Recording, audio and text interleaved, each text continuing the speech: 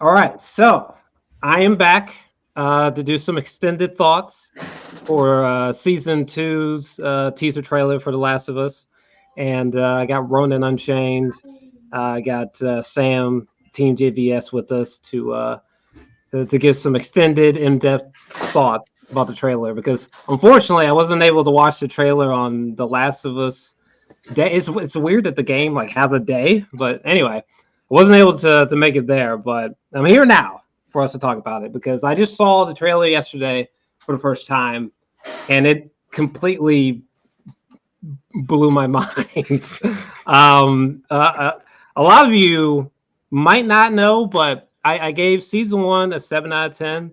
Uh, I mean, probably comparatively to most people, I was quite hard on it because I just personally think that the game experience is better than the show's experience by a country mile. It's just me. It's very similar with Watchmen, the graphic novels here. If any other adaptations are down here. But the material's so good that if you haven't seen the source material, you might just throw out 9 out of 10s or 8 out of 10s, whatever. That's a weird paradoxical situation that I can't solve yet. But anyways, uh, this trailer looks somehow better than the entirety of season one. I'm confused what's going on here. Um, your guys' thoughts. What you guys think of the trailer? I'll let Ronan go ahead. All right. It was so tragically beautiful, as I can compare it.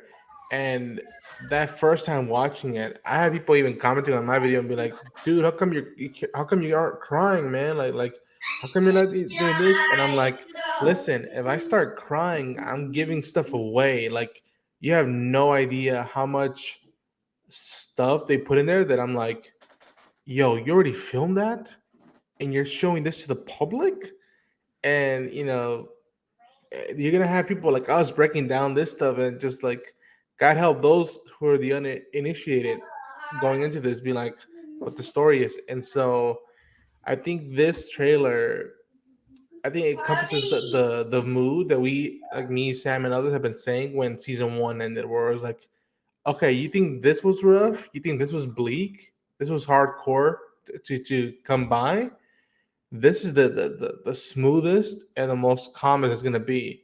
When we get to season two and onwards, that's a whole different ball game. That's a whole different scenario and level and depth of characteristics that are going to take Joel and Ellie and others TBD around.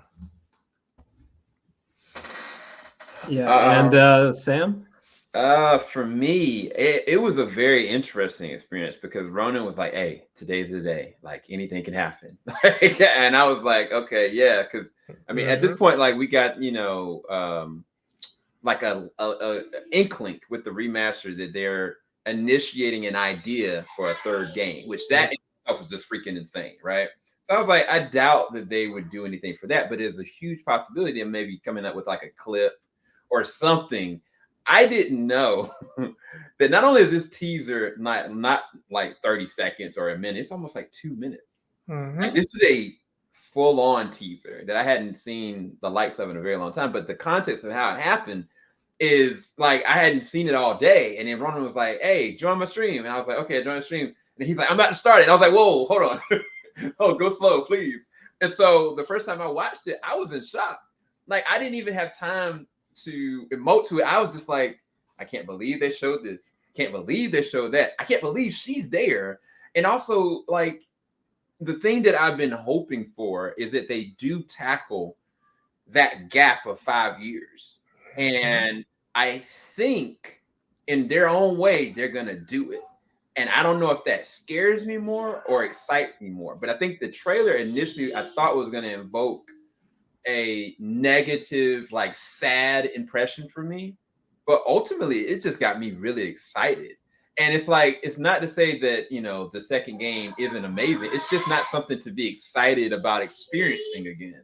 But this trailer, some kind of a way, invoked something that made me feel like, whoa, okay, I think I might be ready for this, and I think the world might be ready for this if they treat it right. And again, this is just a teaser trailer, but I was in shock the first time I saw it. I immediately asked them to play it all over again. Second time watching it, we started breaking down the different divots of it and the side-by-side comparisons of it, which I guess we're going to get to in a little bit. Yeah. I was just about to say, while keeping us all on screen, can you sort of like, can you have the trailer looping, but on mute? On mute. Can you have the trailer like looping for us? That would be fantastic. No audio from the trailer though, please. Yeah. So this is what I'm going to do, because IGN made this, and it's really good.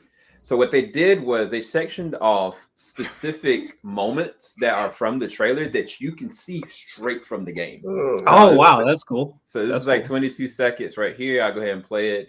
Again, this is no music, but this is insane. Even the lighting. Oh, wow. Insanity. Cool.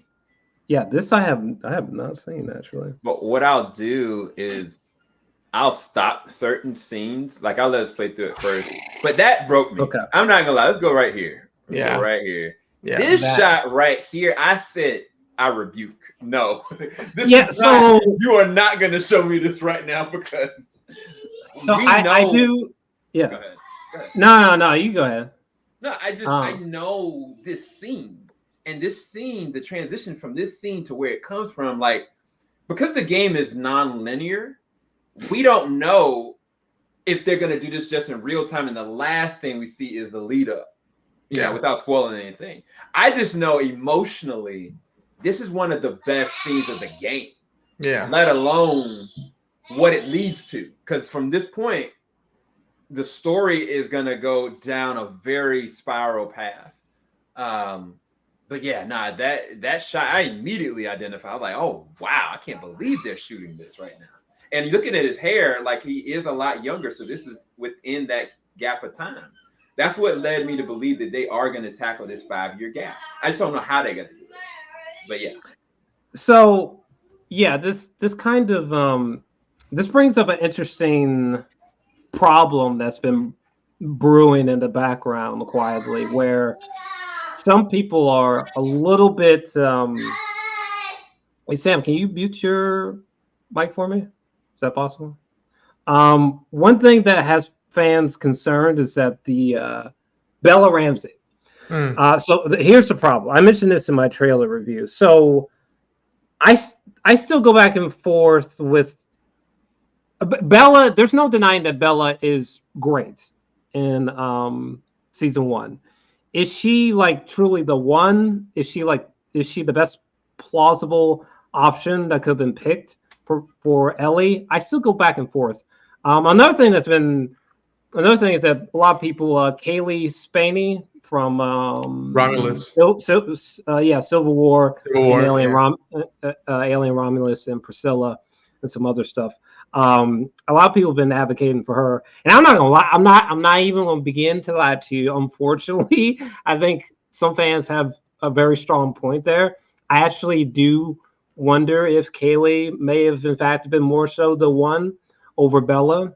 No denying Bella's fantastic work in season 1, but I'm not gonna lie to you. There's been some shots, video clips, and side-by-side comparisons with the games that people brought up, and I'm like, damn, did we sort of, I don't want to say fumble the ball, but did we miss an opportunity to make Ellie more of a perfect casting choice? I guess we'll never know. Pedro, hold on. I just want to get this out before I forget. Pedro, I think I'm fine with. I may not be entirely happy with the way that he was executed in season 1, but I think Pedro might spookily have been the perfect choice for Joel, and we can sort of unpack that. With Bella, I go back and forth, and one big thing to move the Kaylee Spaney thing out to the side for a second, the age thing. I mentioned this in my video, but unfortunately, Bella, she does have a Ariana Grande thing going on, where I think she just I mean, well, she is young. I think she's like 21, but I mean, for season 2, it's like, oh man, it's like I'm curious what they're gonna do to try to age her up, because she looks borderline identical to season 1, so that's a little bit awkward. So I am curious how they're going to deal with that issue. Like, is she going to look old enough? I'm curious how they're going to tackle that issue. And what is your guys' thoughts on this issue? I mean, for me, when I saw the trailer, not gonna lie to you, I literally didn't even think about it. That's how good the footage was. So Good. I wonder if that will translate to the show. Maybe when I watch season 2, I'll be like, oh yeah, fuck. I literally forgot that she wasn't aged up. So what are your guys' thoughts on people's conflictions with this? Good. Okay. So with Bella, I think that, to me, going into season 1, when they casted Pedro, I was like, well, that's it. That's a home run casting. Like, that makes perfect sense to me. I was not familiar with Bella's work prior to that. I know she was part of Game of Thrones, but I was like, okay, cool. She knows how to handle HBO material, so she should be fine. And it wasn't until literally the trailers and that first episode where she tells the Firefly people, she flips them off, and like her speaking, her mannerisms, I was like, yo, this is weird. She's acting like Ellie from the game. Mannerisms, behavior, goofiness, it's there. Um, and the thing that I think a lot of fans have to do, it took me a while, a little bit with Pedro. Once the show started, it was just like, this is almost like a parallel universe to the game, and how there's similarities and how there's differences. And in order to make this show rich in its own thing, it has to be differences, because if not, we can't have Pedro just imitating Troy, and we just can't have Bella imitating Ashley. There has to be a fine line where they're connective tissue and yet they make it their own thing. Um, and in terms of that aging question thing for part 2, I too was a little concerned, because that's one of the things that was fascinating to me with the game, was they're like, okay, visually I could tell she's grown up now. The voice that Ashley brought up, that also shows some matureness, and also says where she's been mentally at, where she's barely talking. She's very much like, acts like a lone gunfighter, doesn't talk to anybody that many, very seclusive. And so I think with this one, it's gonna be up on Bella, and I think she's up for the challenge. And if she nails it, I could see the awards coming down the pipeline for her, where her behavior and mood towards scenes and individuals is gonna showcase her range of age, even though she looks like she did in season 1.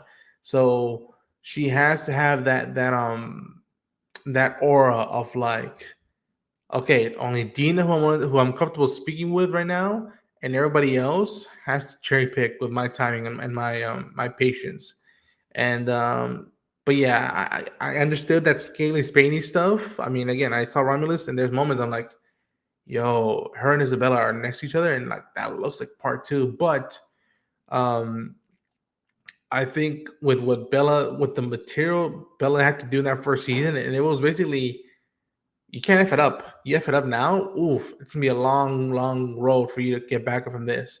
And even though I'm still mixed on part two has enough swords to stretch out and showcase, okay, you have space and time to do that, and you can use the seasons in the show that are gonna allow you to do that. It's gonna allow you the supporting cast to let you expand what we know of you as Ellie. And remember, they teased it already. The violence is in her DNA from the get go, and so how much people are going to be prepared to see what's coming down the pipeline, that's up to the individual. Okay. Sam, what do you Yeah, think about the age thing? I think it's kind of stupid, to be honest with you. Full transparency, within this trailer, we don't know how much of this is going to be taking place immediately after how the first season ends. It would make sense that she look almost exactly the same, depending on what the scenes are. There were certain shots with her with the semi-automatic rifle. She had certain cuts and bruises and stuff like that. And I think that progressionally, as her character moves forward into this spiral of violence and, of course, like a lot of death, I think she's going to start going through physical transformations. Like, I think she's going to start losing a little weight. Tonally, she's going to look a little bit different. I think certain scars are going to invoke, like, there's a level of darkness that's kind of just flowing with her. I think that's just naturally cosmetic is going to happen. And I think that, like, physically, the demanding scenes are going to require Bella to kind of put up or shut up, so to speak. But within the confines of this 2-minute teaser, I mean, I think it doesn't make sense to sit there and say, like, oh, well, how's she going to age up? Like, we don't know how many of those specific scenes, how they're going to progressively have them within the 5-year gaps. There are certain scenes that we know for a fact when they take place, but then there's others, like, I'll pull this one scene up. Where the heck is it?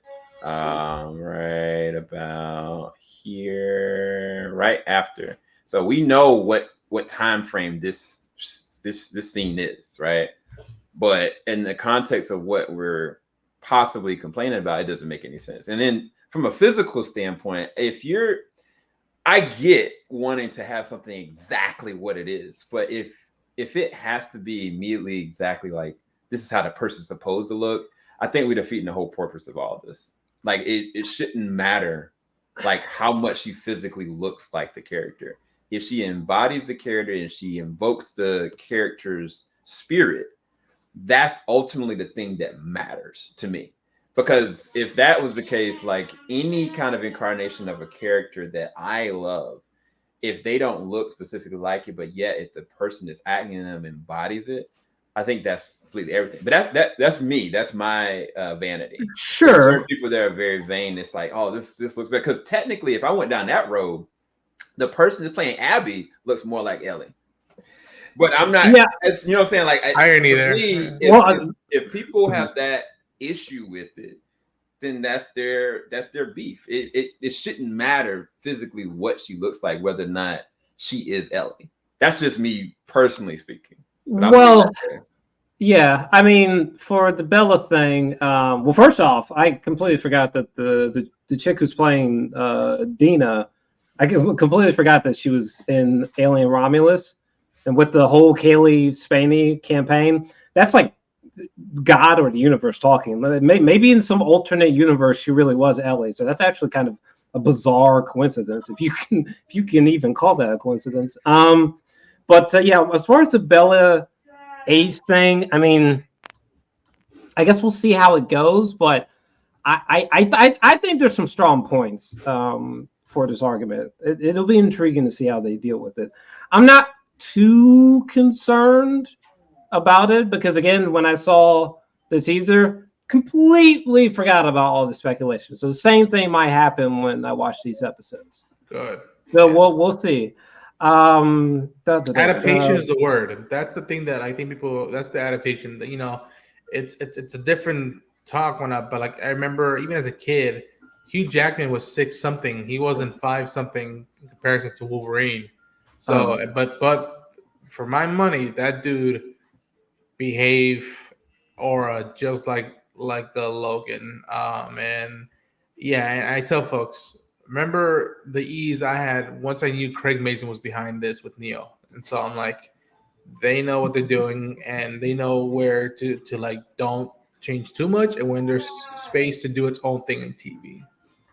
Yeah, and to be very clear, I thought that Bella was great in season 1. Was she the perfect casting choice? Time will tell. I do think that Pedro was more of a better casting choice than her, but there's no denying that she was great in season 1. There's no denying that. But I'm so glad that Sam mentioned Abby because this has been another thing of contention. So here's my thing. I think expecting an actress to sort of look exactly like Abby, this is just my personal opinion, is extremely unrealistic, personally. To me, it's sort of the reverse for Abby. I think it's, how should I put this? I'm not too concerned if this chick doesn't look roided out, sort of 3-5 times her size with muscle mass. Okay, for her, as long as she made an effort to sort of, hey, can you mute yourself, Sam, for just a second? So as long as she made an effort to sort of work out, you know what I mean? Yeah. That's fine. That's fine. I like having someone emote as well as she probably is going to, and being just the exact same size as Abby from the game. I feel we're being unrealistic here with this particular thing. As long as she made an effort to work out and get as big as she could reasonably, that's fine. I would rather her be well fit and just crushing it, emoting wise, and just completely embodying the essence of Abby, than people being like, "Oh, she doesn't look exactly like Abby." 1 out of 10 for the show. You know what I mean? Yeah. And Lord have mercy, didn't mean for Sam to vacate. Hopefully, No, he's no, it's back okay. soon. But Um, what do you think about this Abby issue? Even though so we technically don't know exactly how she's going to look, but let's just be a little bit realistic here. I don't think she's going to look exactly like the game. Okay, just a fair, educated guess. But you go ahead. What do you think? So here's the thing. What they've been doing, and I noticed it. It's impressive. The shots they've chosen to show her, it's not shirtless. It's not without the jackets. It's like it's intentional close up, exterior with the jackets. So there's space for you to with the imagination, and I think people have to be realized with this that like in video games and animation, it's easier to make someone bulky than it is in the real world. That takes time and consistency for the individual, unless you really want them to resort to what the 80s did with wrestling and whatnot. I don't want her, doped up all the time like that. Like, no, no, no, no. If they decide to go down the route. To an extent, yes, I agree. I think that I wouldn't be totally mad because again, I'm mixed with the character. But in my opinion, the one thing that after a while, after letting this story settle into me, the notion that she went full Sarah Connor or the anti Sarah Connor, where she turned herself into a weapon, and instead of protecting John Connor, she had other plans for that. And in essence, that needs to, in my opinion, still needs to occur for other stuff to play out and have the audience have different perspectives than when they meet her. Um, what else can I say without spoiling stuff? And I think you need, yeah, I hope you realize you see that notion there with the wolf. Um, you need someone to be similar yet completely different to Ellie, because that's Yeah. sort of the point in what they chose to do with part two. And I I think Sam said it, I think Mike said it, that like Kaitlyn Dever has the chops to do this. I have faith in her. Booksmart, all these other shows and whatnot. To me, the one that I saw her physicality and her presence and in motion is the No One Will Save You, the Hulu alien movie that was really fun and a blast. She can do it, and I can't say I'm going to stop every rawness that the internet is going to come with when the show season starts, but I'm going to do my best to be like, yo, remember, separate the art from the artist. This is not, these people aren't these characters. They do their damnedest and good job of playing them, bringing them to life, but they're not the person. And so I hope we've learned from what Laura Bailey went through in the game. And Oh, it said that Ronan. I hate to interrupt, but how do I put this nicely? That's not going to happen, Ronan. I listen. No, no, no. I'm not saying that like. And That, we could bet cash money on this. Okay. no, no. I know it'll That happen. It's just that like I hope that it might even be Lord, universe, or whatever you believe in, forbid, but it might even be worse. I'm not even going to pretend to be coy about this, but We'll it just see. is. It just is what it is. Because look what happened with the season 7 premiere of The Walking Dead. It was just as bad, just as bad. Oh yeah, So people's reaction to the Negan. Yeah. So it was just as bad as whatever reactions were to still images on paper. So yeah, she should. It's unfortunate. I hear what you're saying, but she should brace. She should brace for impact. Sam, your thoughts? In terms of the actress, I think that it's very interesting that we technically only saw 2 scenes with her. One scene where this is very much so a younger version of her. Like, put the little scene up here. This is definitely the younger version of her, and it's interesting, like how they transitioned it, because Joel going to his therapist asking, "What did you do?" and then it immediately transitioned her, just so well edited. I give them props for that. But we still don't know, like her back is turned. Like we don't know physically what she really looks like. And then even in the snow, like we really don't know what she looks like. I think that's completely intentional. It could be that they're kind of like, they don't want to, what's the word, trigger anybody that is a previous gamer to be like, oh, freak, here's this monster. Or it could be some of those people that are purists, like, she better be bulked up. So I think that it's very intentional. But from what I remember, that the actress said, I'm going to be putting in work. And I know that her and Bella were going through rigorous training. I think from Bella, it was a lot of like hand-to-hand combat stuff that she was working on. So I can imagine, and it's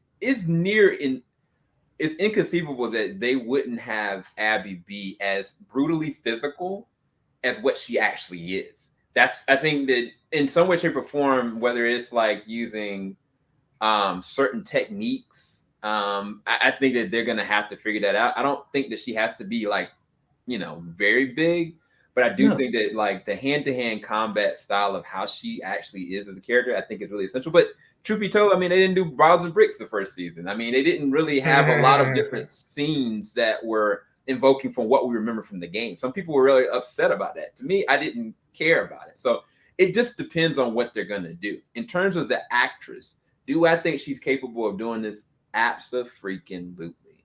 She's a beast. Like, they couldn't have got better casting to me. I think that to what Ronan is saying, and I understand what Jor-Els is saying, what I'm going to do, what I can say for me as far as my platform, I'm going to express every single episode as best I can. You guys, this is a game. This is a show. This is an adaptation of a game. And anything that kind of happens for this, like, do not invoke hate upon an actress that's just doing her job. So you shouldn't. No. Hold on. Whether or not people listen to me or not, I'm gonna say it. Yeah. Because looking at what happened with the Acolyte, that's some trash, bro. What Imelda had to go through, even after, you know what I'm saying? Like, it's not right. What Moses had to go through, it's not right. What other actresses and actors have had to go through just because of who their character is, it isn't right. And as a critic, I can put my voice out and say, that's wrong. Like I'm going to actually say that. Whether or not they listen to me, who knows? Yeah. But what I'm not gonna be is a person like, oh man, I hate, Kaitlyn for, what she did or whatever. But I do think, my prayers are gonna go out to her and the crew, because it's not just gonna affect her, it's gonna affect the whole entire crew, because they all are gonna shoot this together. And, there are certain studios that are very reactive. And if it was in their hands, they'd be like, oh, no, we're not doing this. And Jor-Els brought up a good point. Like, what happened with The Walking Dead? AMC forever changed The Walking Dead after that. It was never the same after the 7th season. But I do think that HBO don't give a darn.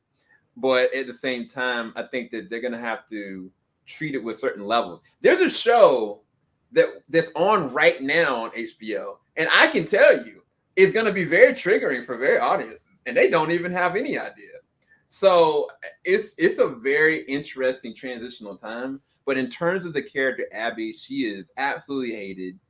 but they do have something that I think is a great opportunity. This 5-year gap is going to possibly give us more time to progress her out if it's done in a non-linear format, or even if it's just done through a different lens, because we had to play as Abby. It wasn't a choice. It was like, once this is done, then you gotta play as this. That's not gonna be how they're doing the storytelling. It's gonna have to be very different. So it's gonna be very interesting. It's gonna be very triggering for a lot of you guys that are gamers that went through, hell and back and ain't came back since. But I do think it is very exciting to me because it can absolutely invoke a different emotion. It could actually be a very transformative situation. But yeah, I don't know. I'm indifferent as far as where it's going to go. I just know that she's going to do well, regardless. Yeah, I can't believe I'm saying this, but another way to overcompensate for her not being like, another way that they can kind of blow past that and have people just throw that out of their minds and just think about this woman giving a great performance. So I'm trying not to spoil here for people who don't know about the game. So early on in the second game, there's something very traumatic that happens, and this is almost a generational levels of trauma of what happens. It literally was historic. Mm-hmm. and we all know this is going to happen. And when I saw the opening to the pilot episode of season 7, The Walking Dead with Negan, I had went through that single issue comic, that part of the comic, whatever, and I couldn't believe myself when I was just like, man, I can't believe, I don't know how this happened, but somehow the live action version was worse. I think there's a possibility, one way to make people sort of get over this, she's not Hulk Hogan size, is if, this key moment actually is more nightmarish and is even more hard hitting than even the game. And this is not something that I've been wanting to think about, but I mean, a live action, it brings up things that you just would never have thought of from a visual perspective, And I think there's a strong possibility this traumatic moment that I'm alluding to, it might even be worse in the live action version. And certain moments stemming from a character like Abby, for example, could be even more brutal throughout across episodes. So I was very curious on your thoughts on that. Have you guys begun to consider that maybe it might actually be even more traumatizing in the game? Yeah, let me just stop there for now. I knew that the second I finished season 1, and they hanged on to moments longer than they did in the game. To me, the one I always go back to is David. The minute that Joel didn't pull Ellie away from David, and the fact that it was just her and she had to herself walk out of there after going medieval on him, I knew, like, yo, this can actually be worse than the game in terms of how brutal and how emotional it's gonna be. I have been like, this is a little shining light to those who see us covering this and in the podcast. As excited and hyped I am to do these talks with y'all and to do reactions, and people are sweet and comment on me and do all that stuff, I know that, like, I'm gonna have to go back there, and I haven't really been wanting to go back there.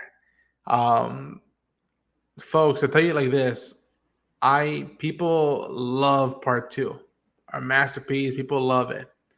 I'm still mixed on it. 4 years later, I'm still mixed on it. It is a piece of art, and like pieces of art, some art in time make you feel good and connect with you in a very, very close way. Some art you just want to tear off through the museum and throw it out the fucking window. With this one, it's not just even the visual stuff, it's the music as well that's going to be different and wild for folks to wrap their hands around. But I know it's HBO.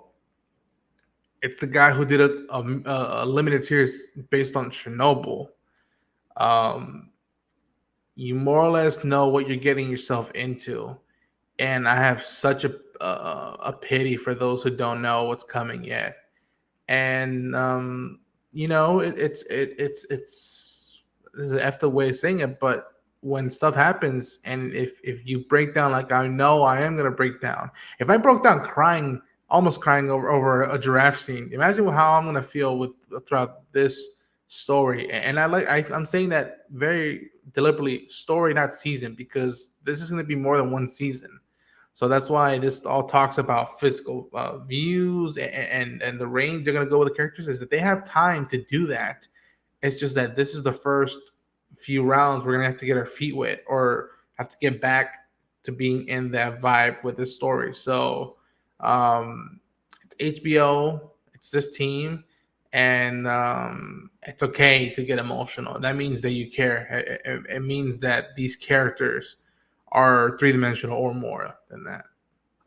Yeah, I do agree, and then I want Sam to jump in, but this is the only known time from a work of fiction that I've genuinely been traumatized. Still am traumatized. I don't have any mixed feelings on the story. I think the story is perfect, but then again, a lot of stories that I love, they are about suffering and sort of portraying suffering truthfully.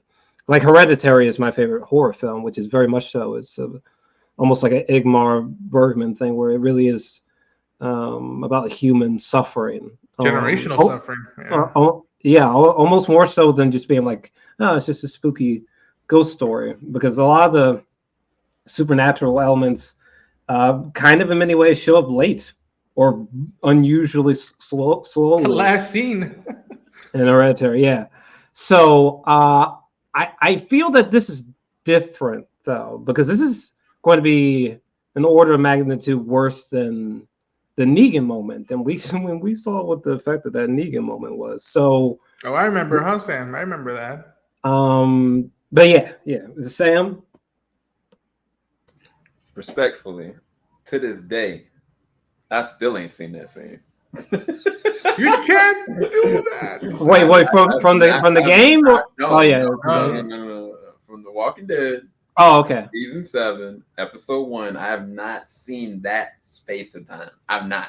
I've personally never seen that scene. When I walked away from it for life. Even when I edited it, I kind of left it as is, and I didn't do anything with it. In terms of this, see, you got my son. I'm okay, buddy. It's okay. Dad is okay. I'm okay. He's trying to be my support person. It's all right. In terms of this, I think that I can picture in my mind the behind the scenes of them emotionally preparing to even do this. I think it's going to absolutely be pulverizing. I think it's going to be more scarring, because the world will have to actually bear witness to it. It's the difference in us as gamers and certain select people and individuals having to go and experience something. But when the world has to experience it, it affects different. Your mom might be crying in the back and she ain't never going to recover from it. Your brother might be like, yo, why did y'all put me through this? So I think when it comes to this, it will absolutely be pulverizing. But to what Ronan said, I don't know that this will be the season that this happens. And I want to say this specifically because audiences need to be prepared that it may not be. We don't know how they're going to actually dissect this. We know that the game is going to cost more than 2 seasons. My son is really pulling me away. But yeah, that's my thoughts. Hold on. No, you're good. You're good. I literally, this was a perfect time to slide and segue into me and buddy Gandhi on Discord. We were having a slight debate about this, but he's convinced that this traumatic moment is going to happen during episode 1, and like ever since he said that, I've been having panic attacks because I've been so concerned with just hoping that season 2 looks good. I haven't even considered when this moment is going to happen, and having thought about it for a few hours now, I don't know. I mean, it's very hard for me to imagine this moment happening in episode 1. I mean, unless episode 1 is 2.5 hours, I just don't see that. It's just that feels, because live action has to move differently than a video game, so that seems like so much story to cram into episode 1, and then getting that. Like, I feel as though, because episodes are only typically about an hour long, and I don't know if that's enough time. I feel like we would be rushing if it happens in episode 1. No, am I wrong? That's why Craig, I think, went out and said it's only 7 episodes this season, but there's episodes that might be close to feature length time than normal TV show. I think that's why he said that.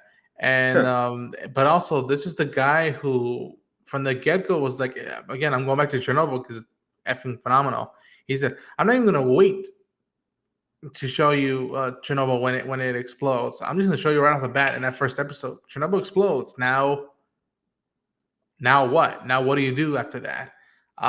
It can very well be at the beginning, or very well be at the middle. It could very well be the last scene. You never know. And if we were betting cash money, oof, do you think it's happening in episode 1? Because this is freaking me out because I really don't know. I mean, it could. It's I mean, maybe the moment where but that's the debate me and him were having. I've never considered it happening in episode 1, and I'm not going to say it's impossible, but I do wonder if we would be rushing if it happened in episode 1, because there's so many things that you really need to kind of take your time sort of setting up and pacing out before we get, because this is such a seismic moment. I mean, it's yeah. Ronan, can I take this because I don't know how much longer I have? Go for it, Tim. Go for it. Okay, so let me think from a writing perspective. Yeah, when do you think it's going to happen? From a writing perspective, hypothetically speaking, say we lectured that idea that, the first episode opens with, Ellie just pinned down on the ground and she's screaming and yelling. No, just this. I'm not going to trigger y'all. And we have the audience has absolutely no idea why or what's going on. And like, all you see is just shadows. All you see her pinned down and she is screaming to the top of her lungs. And then they stop. And then they go back to the moment that he says, did you do this? Or she asks him, did you do this? Would you tell me the truth? And then they continue the story from that point. I personally think that would be very triggering for all gamers, but it would do exactly what your friend has suggested. I don't think that it would actually show the scene. That's not going to happen. Now, I do think that there's some possibility to the end of the season if we took that same exact scenario, and then we ended up right back into that same exact position. And then the lead off of the season ends with it coming down. I do think that would be from a cliffhanger standpoint for the audiences that don't know, it will tear them apart because they won't understand, like, wait, you just did that. Where is this story gonna go? What happens from this point? And so I think that from a storytelling standpoint, that would be where I would put it at the end of the season. But if they didn't, and we led off with the last thing we see is that moment that we showed from the trailer with Joel just sitting with the guitar and them having that conversation, but they're going to the cabin and they're showing the scene going to the cabin or something like that. Like, I think that I would still be fine with it. Like, I just don't know. There's no reason for them to rush. We have 5 years that it can really impact. I mean, heck, I still want to see the freaking spaceship scene, right? So I'm The saying museum. that's even going down to like her looking older or younger. I want her to still have levels of innocence so I can be able to get those gaps of time to really feel it. But in terms of the moment, it's either to me makes more sense to the end of the season or maybe the beginning of next season. That's my personal from a written standpoint. That's It's how pulling the river band. Yeah. It's pulling it, Correct. pulling it, and then See, now I gotta get Yeah, my I notes think- thinking about this. I think there's no chance it happens next season. I think there's no chance. I think it. If I was a betting man, it happens this season. I think episode 1 would be a bit extreme, but so yeah, I don't think that's happening in episode 1. There's more than enough other story points for us to get to not need to rush it in episode 1. But that aside, that aside though, I personally think it's 100% is happening in season 1. 100%. I can only imagine. I wish I could realize. I could, make it think like, "Hey, Neil, Craig, cast and crew, watch this podcast, watch this video," and I can just imagine them just like laughing their ass off and be like, they don't know what's coming, how we're gonna do it, and it's gonna be that thing of like, imagine if this second season ends, and we finally see it, and people who don't know like, where are they going? Where are we? And we have to be like, we're not even halfway through the story. Yeah, and don't get twisted. I mean, maybe they'll. Does anyone know? Can anyone look up what the longest episode was in season 1? How long was the episode? But anyways, but yeah, you never know. Maybe episode 1 will be an hour and 30 minutes, and within the last 15 minutes, it happens or something. So. Who knows? But personally, I would be exceptionally shocked if it happened in episode 1. First episode is the longest, followed by the third episode. Long time. Okay. Do you know like exactly? Is it like an hour? Is it like 58 minutes? Do you know? I sent you the information in the. Oh, okay. So it's 81 minutes minutes. are over an hour. Yeah, 81 minutes for the first episode, 76 minutes for episode 3. Wow. Amazing. Lord Jesus. So, and this is a 9-episode season. So 7-episode season, I think don't be shocked if we see something close to 2 hours. Wow. But yeah, anyone hoping for the season 3, I think that's a fat chance. I feel like there's absolutely no way that we're going to get hurt, unfortunately. But I just think episode 1's too soon.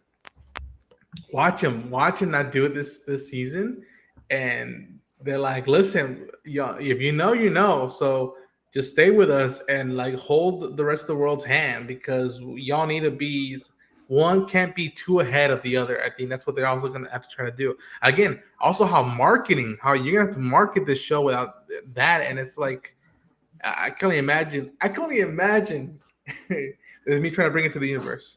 Yeah. I mean, I think that's one of the, that's one of the things we talked about in the last podcast, and I brought this up that I'm concerned about people, wanting to rush the trauma because they're like preparing and anticipating the trauma is going to happen. It's got to happen, and then if it don't, we're going to deal with the season 6 situation all over again. And I'm talking about The Walking Dead season 6, and so I don't want the world to be, well, and let me rephrase that. Gamers, because people that don't know what the heck's going on are just going to ride the wave.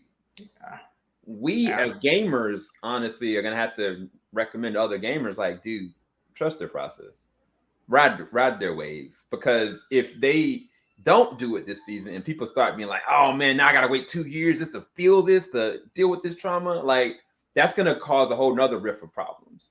So that's just my opinion, because what they could do, they could focus on flushing out Abby fully. Like, they really could focus this season to do that. I have no idea. And so he said that this story might take it better in the show than I did it with the game. Because with the game, again, folks, you have to realize this. It's the extraordinary time we were there, 3 of us. Stuff had leaked before the game came out. The pandemic had happened a few months prior to its release. We're all staying at home for the most part, And by the time we got to the events, I was offline. I didn't go on the internet. I didn't want to get spoiled. So it's a different time and different circumstances. And it's the junkets for this season, I could already see it's almost similar to Infinity War and Endgame, where like we can't talk about it. We can't talk about stuff because you have to watch it. And I can already imagine it, already bring it to life that like either me, Sam get interview opportunities at junkets, and we'd be like, we play the game, and be like, okay, then and then I just imagine the subtle hints that the creators might giving us. Well, keep up, stay with us because you never know what's going on. And I think there's truth to you saying that we're like, we have to establish Jackson. Forget just what's Abby and Ellie. We have to establish Jackson. We have to establish Seattle. And it's not just we're expanding these characters' story. We're expanding also this world's story and keeping that same question. Is this world still worth fighting for? Do we still try to avenge it, if you will, or do we move on and try to make something out of what's happened now? That's been the question for me this whole time, even from what happened in the first game's ending and season 1 ending. Is this world still worth avenging, or do you just accept what's happened and make it work afterwards? Jackson figured it out. Yeah, this story raises some really tough moral questions. I was, Lord, yeah, I think I've said everything I had to say about that moment, if you will. But what else comes to mind? I mean, Jackson and the snowy terrain around Jackson in the trailer, it looked so perfect. It's almost creepily perfect. It almost kind of reminds me of in Christopher Nolan's Oppenheimer, how well they were able to rebuild Los Alamos, in New Mexico, I believe.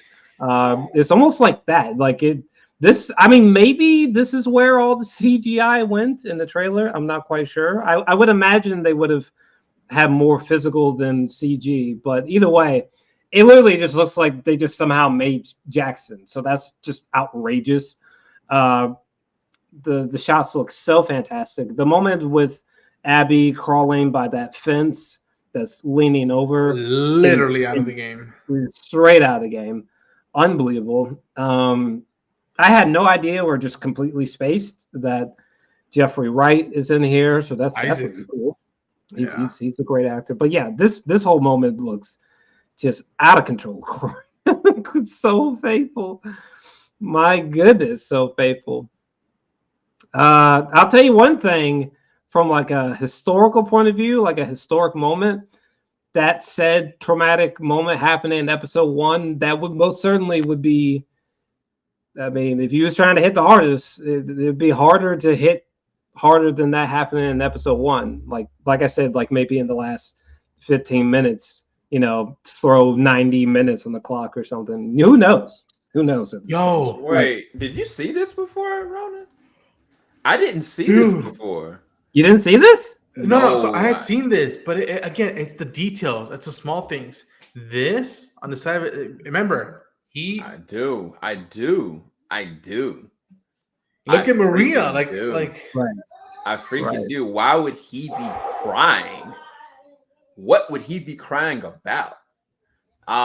Shit. I don't know. Folks, it's this trailer, and I think I told this to both of them already. And I don't know if you want to show it or not, but there's a moment in the trailer where the sound gets cut off, and there's no music. There's a different aura. That effect is pulled right out of the game, and I can't tell you from where. You know what? I'm gonna say something. Hold on. So there's a scene right freaking here. This scene right here, where I was trying to understand what the freak happened to her. I was like, she's not going through childbirth. So we were talking about this like last time, right? Whenever they had a little clip or whatever from the sizzle reel. It could be that she's been in recovery and just woke up from something that we can't talk about. Yeah. Because I was trying to figure out, like, why is she getting up terrified. Like she looks legitimately in pain. Like she looks actually, and then they transition to him. That's so messed up. This trailer is sick, y'all. I'm telling you, the transitions are sick. Like, What was it? What I was saying about Uzaki evil? Yeah, evil. This show's evil. Like it's. I remember when the first footage for that one came out. I'm like, okay, that must be a nightmare sequence where like she's back in that hospital, being like, what is going on? What happened here? What don't I know? What do I presume might have happened? But also, it's like, I can't tell. Bro, man, I want to. Who's that holding her behind her? It does not. I don't know.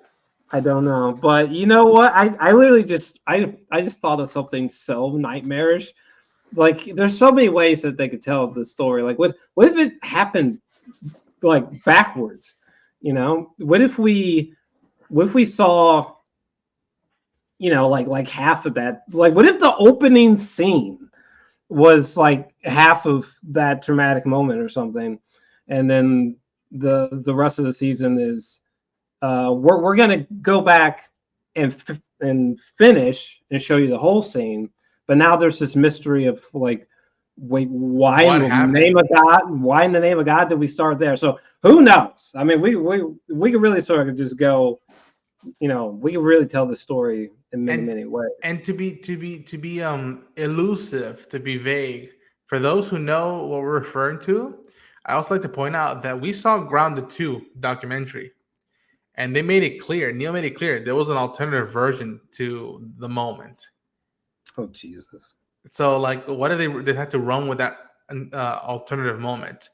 The possibilities are endless. I feel like, yeah, it would be a bold move to get that out of the way in the first episode, but it's also be another bold move to be like, you have to wait 7 weeks before maybe potentially being able to talk about it. Man, just that gun popping up in frame. Yeah, it's HBO, y'all. It's HBO. Yeah. And if that first episode really hits hard, I'll tell you this now, it's gonna be probably the longest review video we're gonna do, because we're gonna have to like take breaks in between every half an hour just to like make sure. Okay, you need to go cry. Okay, go. You need to go. No, so look, I'm gonna keep it a whole stack. I mean this sincerely. If the first episode, even just the way that I described possibility of it opening with, I might need an hour to kind of decompress before I even talk about this, right? I mean, yeah, if y'all need me to record like an instantaneous reaction to how I feel, cool. But y'all want me to have like a clear, concise verbiage, like I might need an actual minute. If they went down that road. But again, I say this to everyone that's watching this video, it may not happen. It might not. It might not. But here's the thing. This story is about cruelty. It's not meant to be like The Walking Dead. It's much more extreme than that. I don't want to say that it's mean spirited, but bleak is probably a better term for it. Like, again, I could almost see them. This traumatic moment is the opening scene, but it sort of is cut in half, you know, and like the remainder of the season is this mystery of how did we get there? Why did we get there? Surely that's not what truly happens. And then, you know, maybe in the finale, you know, we see the whole scene and it's like, oh my God. So yeah, you never know. But again, this is a show about like suffering and cruelty. So people who are like, oh, it's not going to happen for a while, woof, I think you're going to be in for a very rude awakening. Which is why I think they showcase a lot of Ellie and Joe with the guitar. I think part of their equation is going to be like, as much as we're going to drag people through the mud and the snow, we have to have these moments of like, why do we care? For those who don't remember, why do we care about these characters to the get-go? Why are we at season 2? This scene. Why, you know, what's missing here? What's missing is that here you see a man who found a daughter, and here's a young lady who finally has a father. and ... Yeah, and I do just just to switch this over a little bit lighter here. Good, thank you. This therapy session moments. Why am I spacing on this? Was this in the game? These therapy moments? No, but Okay. a similar convo occurs, and I'm being very vague about it because I don't know how much we want to go into that because Well, it came across as if he's been going to therapy and we're going to be seeing his sessions, and I was like, did these sessions happen in the game? I was so traumatized I was sort of spacing out, but yeah, that seems sort of more new, like new lore or something, or expanded it's an lore, I guess I expansion. should say. I would be like that would be such a beautiful, touching thing that like Jackson not only is stable, but like it's what's the word? It's reliable in some instances. Some Yeah. people I'm not trying to echo what the dialogue is, but some people just need to let stuff out. And it's like, how do you tell that to this dude? Yeah. How do you tell him to do that? Yeah, I And- think the thing that I had said when we did our other discussion is that it's very interesting that Joel is in therapy, because if they progressively kind of show, how he started to truly be able to live and rebuild, it's not just going to be Ellie, because Ellie's still dealing with her, distrust of him. So I think him unpacking stuff with someone, which is a therapist, I think throughout these 5 years allows him to kind of truly get to be closer to Ellie, but he can't fully do it. The sad thing about it is I think through the therapy sessions, if they do it right, it's going to really lead to his undoing. I hate to say it like that, but him letting his guard down, him invoking actual, like, oh man, I'm going to help somebody in need. I'm going to go and do what's the right thing. I'm going to go and, help a girl out. I think ultimately those small little sprinkles of recommendations from therapy, I think are going to lead him, unfortunately, down the road. And it won't be, I think, just about Ellie doing these therapies. I think it's going to be about. You never talked about Tess. You want to talk about Tess? You never talked about Sam and Henry. You want to talk about Sam and Henry? Like there's so much. Just seeing that, I already got my idea. Like I could write a scene right now and be like, okay, you want to talk about Sam and Henry? What does that mean to you? Like, was I a good brother to Tommy? And then Tess. You want to talk about Tess? For those. I think, because who knows what's going to happen. I'll say this, y'all, and it wasn't in the game. After part 2 came out, a storyline that was cut out from the game was that Joel had a girlfriend named Esther. It wasn't part of the game. It was just too much. It wasn't. It just took time, and it didn't hit directly with what they were trying to tell with the story. But there was an idea that Joe had found someone new, so had found another soulmate, and it's like they could do that with this show. You want to expand on Jackson, and also what is this man in this community now? He's not just a survivor now; he's a citizen. I really hope they do that. Like it's just selfish because I'm a Star Wars dude, but like I would be like, you know what? Bring Esther into the show and cast Katie Sackhoff. Damn it! Like do that for that. Do some of these incredible actors that right now there are out in the world. Bring them in and just expand on Jackson and not only what Ellie means to Joel, what Joel means to Ellie, but what about what this community means to Joel, or what Joel means to this community. Yeah, and we're about to wrap up here shortly, but I did just want to get this out here because I feel like we kind of leapfrogged over it. Jesse and Dina. Curiously, Jesse was one of the moments from the trailer that freaked me out the most because I just knew immediately like that was him. Like it was almost terrifying. It's almost as if they just reached into another dimension and just like pulled a real life Jesse from it somehow. Like it's insane. Like the dude unspeakably reminded me of the character, visually speaking, which is outrageous. And Dina, I'm just curious how well the show is going to execute Dina. I mean, after watching Alien Romulus, I'm certainly not complaining. You said that But pretty good, yeah. I'm curious about the chemistry between. Well, I don't even know if I should say that, but yeah, I'm impressed with the casting choices. Yeah, your guys' thoughts?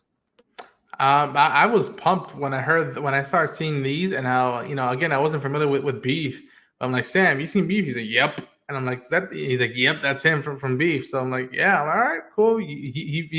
Sam vouches for the dude, and he like the haircut. I can already hear it. Look who decided to join us this morning. Just, like it's and him talking to Tommy, and I'm already putting the pieces together. Like, what are they talking about? And it's just like, well, right. Yeah, Sam. You're me, bro. Oh yeah, you're muted. Yeah, no, it's perfect casting in the sense of like Jesse. I mean, the kid can act. I mean, if you've seen Beef as a younger brother, like he was phenomenal. So I think he's gonna tear this up. I think for us casting Adina, I mean, they got a really good casting with her. I mean, she can emote very well, and I think that through Dina's story, some stuff that we haven't seen of her story that could be unpacked a little bit better. I'm very intrigued by that. But I think the one that was the highlight for me was Jeffrey Dean Morgan. Not Jeffrey Dean Morgan, God. Jeffrey Wright. Jeffrey Wright casting is, I mean, the fact, one, that he played this character, but then he's reprising the character for this. He's one of the best. He's one of the all-time best actors of all time, right? Yeah. And for him to be a character like this in this context, this is gonna be crazy, dude. I think all the casting is perfect to me. I'm really excited. Yeah. Also, a shout out to people. I saw some people freaking out about how did they? Because I'm a man, I wouldn't really know, but people freaking out about Dina having a full-on blowout with her hair. That's been cracking me up, because I will say her hair is intensely on point for the zombie apocalypse. But at the same time, Jackson is running really, really, really well. But that is really funny that she's just so kept. Yeah. Visually speaking, it's like it's nerdiness, because like you see that shot, and I'm hearing the song "Take on Me," and then in the first season they used it in the trailer, and I remember me and Sam be like, "Why are they already showing this? This is not supposed to be out now yet." It's very, very fascinating. Yeah, man, like it's a bag of riches, if you will. Just spoil, I tell you.